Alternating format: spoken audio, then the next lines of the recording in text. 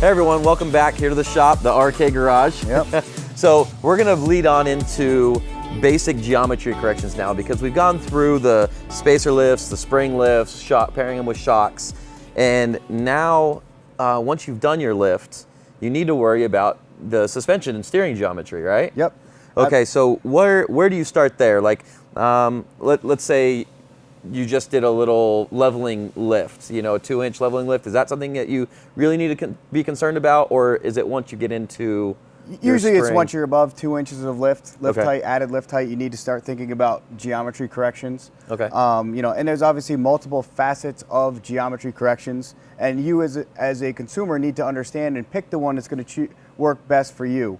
You know, you have simple geometry or what they call geo relocation brackets that drop your stock lower control arms, manipulate some stuff, and put all the driving parameters back into the vehicle. Right, now that will be okay for some of you. I haven't chosen to go that route because what happens is as you lift your vehicle and everything, all the angles start changing, what you can do is you can, like you said, add a bracket to drop the arms back down, but then you're losing ground clearance. Correct. It's not the preferred way, but it is a simple, cost-effective solution to get back your caster and your driving parameters of your vehicle. Right, so that way it's not kind of all over the road. But like you said, it's a simple, cost-effective way. Yep. But if you're more performance-oriented, off-road oriented, you're not going to want to drop those brackets down because now you're running into clearance issues with hitting rocks or anything like that. So from there, we can get into adjustable arms. Yeah, typically, or even a fixed arm that's got more length to still do the basic corrections you need to get your vehicle driving correctly. You know, and obviously there's a multitude of joints available, control arm constructions that I think the consumers really need to think about before they pick what they're trying to do and match what their skill set is and their desired output of their vehicle to selecting the components correctly. Right, so if you're looking at a 3.5, 4-inch lift or more, you're not going to be able to just buy springs and shocks, throw it on and drive down the road. I mean, you can, but you're going to lose all your caster, and the caster is what actually keeps you driving straight down the road. Absolutely. So as you're, you know, I know for my Jeep, I run around 6.5 degrees of caster. Once you start lifting it, and that comes down to 3 degrees, I mean, you just think of a shopping cart. Yep. The rear wheels in the shopping cart, how it goes all over the place, that's because it has no caster in it, or it has the opposite kind of caster. Yeah, so and that's the perfect analogy. Yeah. Absolutely. So your basic starting point from there is going to usually be extendable or adjustable lower control arms. Yep.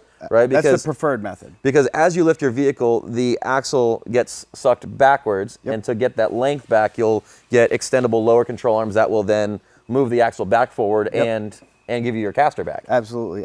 That is definitely the preferred for the front end. For the rear end, to try to maintain wheelbase as much as possible, you typically add rear uppers, again, pushing that axle back to try to maintain as much wheelbase as possible. Okay. And so that's, and then you can get in further from there. You can go all arms, uppers, lowers, all that. But we're starting with the basics and what you just need to know when you think you're going to go to those 3.5, 4-inch plus lifts and to get that geometry back. Now, we have a plethora of bushings here, and they're all completely different, and they're all used everywhere. Various manufacturers use multitude of construction of arms. Your stock rubber vulcanized control arm bushing. Right. So this one here is a stock arm. Yep. And it's going to be just So just explain, I guess. So what is this kind of bushing? Because there's not much give here. It's pretty hard. There's not much give. But that is a standard OEM vulcanized rubber bushing. The sleeve does not rotate or pivot freely in the control arm. You have to distort the rubber in there, but the vulcanized rubber is considered the holy grail, or an OE control arm bushing is considered the holy grail for vibration isolation. So when you see companies going after, other style joints, it is always compared to an OE style for a vibration isolation condition. So it's a on-road drivability to make it quiet and so you don't feel any vibrations. Absolutely, and they're very limited to the number of off-road cycles they will take before they will actually start to tear and distort. And if you guys watch our YouTube channel at all, I completely destroyed these. They were completely off-center, not where they need to be. Yep. And definitely, I'm assuming my alignment and everything was completely off because they're sitting a half-inch one way and collapsed on the other. Exactly. So, but this is what's going to come in most vehicles, if Correct. not all. Probably all vehicles from the factory. So if you're looking at something more performance oriented, you're going to step up to something that's going to rotate, that's going to move, give you that the not these bind, right? 100% These kind of bind up. Yep. So you want something to move a little more freely. Correct. And now I don't know. I mean, I'm just looking at these plastic pieces here. Yep. They look like the most simple form. Before we get into diving into the details. The details. So we have 2 pieces of plastic that I'm assuming go in the arm. Yep. Go around a ball and it pivots freely, and that's your bearing raceway. This is just hard plastic. Correct. There's multiple styles of materials used in this, and again, this is something the consumer really needs to know. You know, you have your thermosets, which is your vulcanized rubbers, your cast polyurethanes. Then you have your thermoplastics, which is a hard, typical plastic that can be either injection molded or machined, as those are. And then we have a whole different style of material that's a little more technologically advanced, your thermal elastomers, which is an injection molded material that also carries the properties of a vulcanized rubber or a polyurethane. Okay, so let's go through those real quick. The plastic. That's a thermoplastic. So inexpensive, I assume. Correct. Machinable. Or injection moldable. And I guess easily replaceable. Yep. But they wear down super fast. Right. Well, they do work. What are the benefits of this? That material works great as a bearing surface for free rotation. Okay. However, if you hit it with a hammer, it has no energy absorption or memory to the material. So every time you have an impact of a control arm, you're distorting that material, and it's never going to come back. So when you have a big jolt, correct. So every time you're hitting a pothole or something, anything that vibrates through the vehicle, that material is going to slightly distort, and it's never coming back. So your control arm will just start working its way looser and looser. So when you see something for sale and it's less expensive, you may want to dive deeper into why, because it could be, yes, this works, right, and it maybe works on the road okay for a while, yep, and it's easily replaceable, but if you take it off-road, like you said, if you hammer it on a rock, you yep, hit the control arm, you come down on it, it's instantly damaged. Yes, it will slowly start to wear quickly over time and become a loose joint condition. So that's something you need to keep in mind on maybe why something's a little less expensive, and figure out exactly what they're using for bushings, yep, and joints. So if this is no good for you, what's the next step up? Well, I mean, there's a multiple of facets, and even on those, you'll see some very high-end companies still using those. Okay. You know, it ranges from, you know, not to name any companies, but you know, middle of the road companies all the way to high-end companies are still using that material for their bushing raceways. But again, it's important that the consumer knows what they have in there, so they know how to service it and maintain it after they build their vehicle. Now I know with our Jeep, we abuse it. Yep. We run it hard. We do really hard stuff, but we also spend hours and hours, countless hours driving it on road. Yep. And so on-road drivability is also important to me. So I'm trying to, correct, I'm always looking for that middle of the road, but more race oriented, but something that still gives me, and it's really hard to always, like, if you want something that's a race car, but you also want something that's a there's compromises everywhere, no matter what you guys do as consumers. So you have to be willing to make those compromises and be real with yourself on what you want from your vehicle. Yep, absolutely. You know, and then from something basic as this, you get to, you know, honestly, a lot of respect goes to John Curry. He's kind of the godfather of the rebuildable joints with the Curry Johnny joint. Uses a cast urethane, serviceable, rebuildable, and the urethane is also your bearing surface and your energy absorbing material, has freedom of rotation. You know, it's super easy joint. You know, obviously, like I said, kind of the founder of this premise. Very good, solid joint that a lot of consumers go with, but you do have to service it. Okay. You know, they do, like, services in just rebuilding it. Service it on a for freedom of rotation. It does rely on a grease, typical service interval. Okay. Depending on usage and environment, you'll have to grease it once in a while. So typically, you can see here it has a greasable joint or a greasable a nipple here. Yep, grease fitting. So what happens is, though, you'll have this on the upper part of the arm, because if it's facing down, you'll end up hitting it on a rock, ripping it off, and then you're having to do a little bit of surgery there. So what that means is you're going to have to unbolt it, drop it down to actually get to the grease. I mean, depending on application. Exactly. I know on ours in the front, it like sits up by the frame, and so you can't really get a grease gun on it. Not on all of them, but that's just something you have to keep in mind. But that's not typically a bad thing, because that means you get under there and you check you retorque your bolts, You're at least getting a second set of eyes on it after you go out wheeling. You know, realize Right. you do have a modified vehicle, and you're going out and you're going to pound it to the ground, possibly off-road, or you know, anything can happen. Which is always good. Always get under and check all the nuts and bolts because Absolutely. they come loose. 100%. So what is maybe not a downside, but what's a limiting factor on this? Why would you choose something? I mean, you know, that's a great joint. It's just, you know, do you want more misalignment than it carries? Do you want no Misalignment being the amount of twisting. articulation it can give? Do you know off the top of your A head? by Curry chance? Johnny joint is typically plus or minus 15 degrees. Okay, so you have 15 degrees, Correct. like as it's twisting this way Yes. before you Yep. run into bind. Yep. Okay. And they're typically used on both ends of their control arms, so they typically have plus or minus 30 degrees or 60 degrees total misalignment on their arms. But then, other than that, you know, we can go Right. to, you know, a newer class of joint is your service-free joint. For example, typical of a metal cloak or a dual durometer joint. Right, which we've been running for Yep. for a while. Right. So that's a simple vulcanized rubber over a ball that has, unlike this, it's very similar to an OE bushing, but it distorts much easier because of the way they built their center section. As you can see, it's much narrower. So for it to distort, it's just a lot easier than this. So you're not putting those stresses on the components that they're Right. mating to. And it also uses your housing as a bearing surface to rotate freely.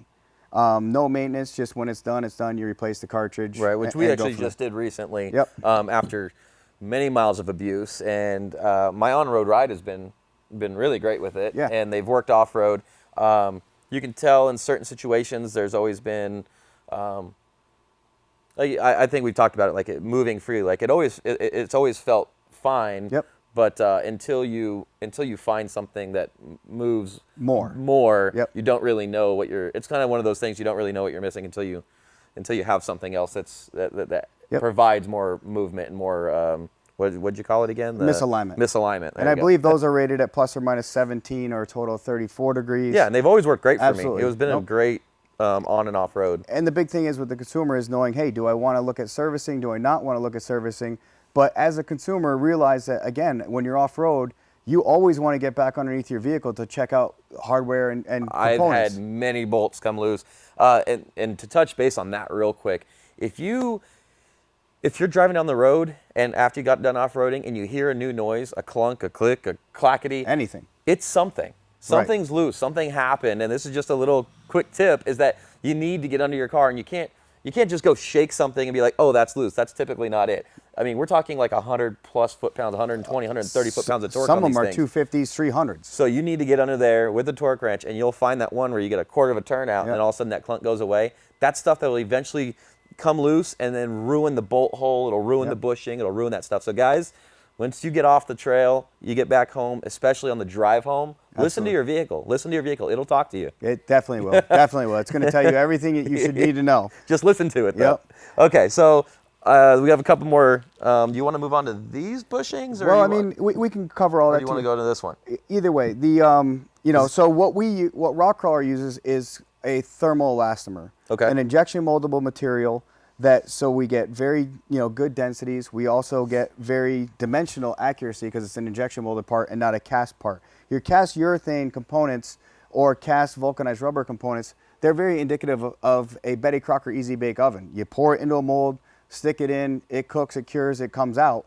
It doesn't have the typical densities that you would want to see out of, there is better ways of making stuff than that. Okay. So we use thermal elastomers. And that's these. Yep. Okay, so why red and black? We use different durometers for different applications. The durometer is the hardness. The hardness of the material. Of the material. Okay. And it also, the harder the material, the more abuse it will take. The black is a 70A durometer, which typically has a little more material than your standard joint in it for energy absorption, and it's also softer than the factory vulcanized rubber. And that's the black 70A. That's the black. Black is a 70A. Okay. Then The red is a 94A, much harder. Okay. Goes into all of our long arms or specific applications where we don't want to have a lot of distortion of that joint to control things tightly or take abuse. This is what we typically use on, like I said, all of our long arms and some other applications. The KOH cars, when they run our high clearance arms, use that application. So it's still gonna have absorption. It's gonna be a bit harder. So you may, like, are you gonna maybe feel a little more vibration than this one would? You would typically, if you were very, very sensitive, but it's typically used in specific applications like long arms. So Okay. you're typically smoothing out the ride with the suspension Anyway, geometry. gotcha. Much more so That's- than what you could rely on just a simple bushing to take That's up. good to know. So these are gonna be more performance oriented though, and these are gonna be Correct. more street oriented. Absolutely. Now, is there any situation you would use this in the short arm, or no, you need more deflection? No, whenever we have a control arm that's bent for high clearance or something, this is also a self-aligning assembly. Okay. So, we use that at the frame connection all the time to control the orientation of the control arm. All right, so these bushings are generally going to be sitting inside here. That is correct. Okay. Typically on the frame connection, because as you can see, this arm is bent for high clearance. With a true spherical joint on each end, it would just sit there and flop in the vehicle.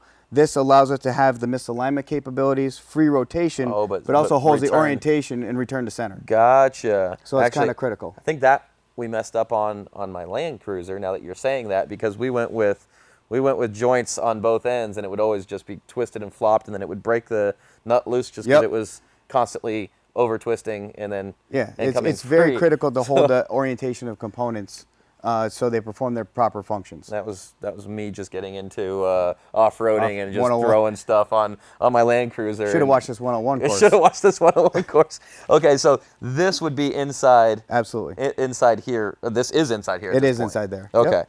All right, and now that we just talked about this other misalignment, so here's a new joint. With this, and this is what we call our crawler joints. And that's going to be right here. Yep. Good Lord. They're something, but we design them for some abuse. But the crawler joint, by nature we're a machining company, so everything is a free machine part, all billet machine components, carries plus or minus 30 degrees of misalignment. So you get a maximum amount of misalignment for a rebuildable, serviceable joint. But again, this does require service. So your 0, 1, and 2 grade grease will now flow through these components. Okay, so what's 0, 1, and 2 grade grease? Basically, grades of grease can go anywhere from 000, which is what we used to use, which is slightly thicker than a gear oil, all the way on up to a red and tacky, which is wheel bearing grease. Never use wheel bearing grease in any serviceable joint for suspension. It is a metal to metal joint only, not to be used in a Johnny joint or any other joint out. So never. So that big tub of red and tacky. You don't grab that and go, it's grease. Who cares? No, if you pump it through these Zerk fittings, you can actually deform the urethane in a Johnny joint or the thermal elastomers in our joints. So it's very bad for maintenance for consumers. Okay, so if I'm going to the store to buy it, what would I get? Your typical grease that you're going to see at your local auto parts store will be a typical 0, 1, or 2. It says it right on the back. Oh, it does? Yeah, okay. absolutely. And you can just grab a tube and you're off and running. Okay. Well, that's good to know. So that way it's easy. So you just grab it and you have a grease gun, or you can probably even just stop in at like a little auto garage. Absolutely, they'll hit it. Yep, let them hit your grease fittings, and that's typically going to be your 0 to 2 grade grease that they're running through their joints, because they use it on ball joints and everything else, and that's where. Okay, so ball stuff that you do is on ball joints, then. Absolutely, just not wheel bearings. Yep. Okay. All right. So this is kind of what you guys have come up with. Now, I mean, there's. So this is going to be a serviceable, because it does have the nipple on it. What are the service kind of intervals for this, for the Johnny joint, if somebody goes that way? Very similar. I suggest every 3 to 4 months, 3 to 5 months, just maybe hit them with a squirt or 2 of grease. Okay. Again, depending on environments. We're in the Northeast where it's rust and inclement weather, so we're hitting them just before winter, after winter. Is there anything you need to do to any? Before we get into that, if there's anything else you have to do, but anti-seize? Yes, we actually put anti-seize into the end. Anti-seize is recommended. We do put grease in the bars before, so there isn't what's called galvanic corrosion or the joint rusting to the bar itself. Mm-hmm. But doing a nice healthy anti-seize into the bar if you're in an area that's got inclement weather is definitely advised off of any adjustable control arm that you purchase. Yeah, and another little recommendation is I've had the vehicle for a little while, but I've gone to take stuff apart, and I did anti-seize it, but I've been through water, I've been through snow and ice and all that, and inclement weather and salt on the roads. It seized to it, and it's because I never took it back out, cleaned it up, and redo it. So that's kind of one of those service things, just with kind of any of your bars that have Yeah, I mean, usually your bars, once you... I'm talking like once a year, Not even. I mean, once you set your control arms and your vehicle is dialed in, Yeah. you should be able to lock everything down and hopefully never have to adjust that arm again, unless you're making a height change or an axle change, true. or even a driveline change. You know, you should be able to dial in all your components 100% and not have to look back. But if you ever have to replace a joint, it will certainly make it easier to take it apart if it's not corroded in the arm. Then you got to heat it up.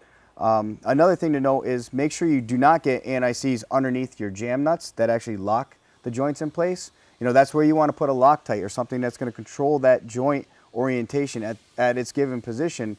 And anti-seize makes it hard for things to lock in place.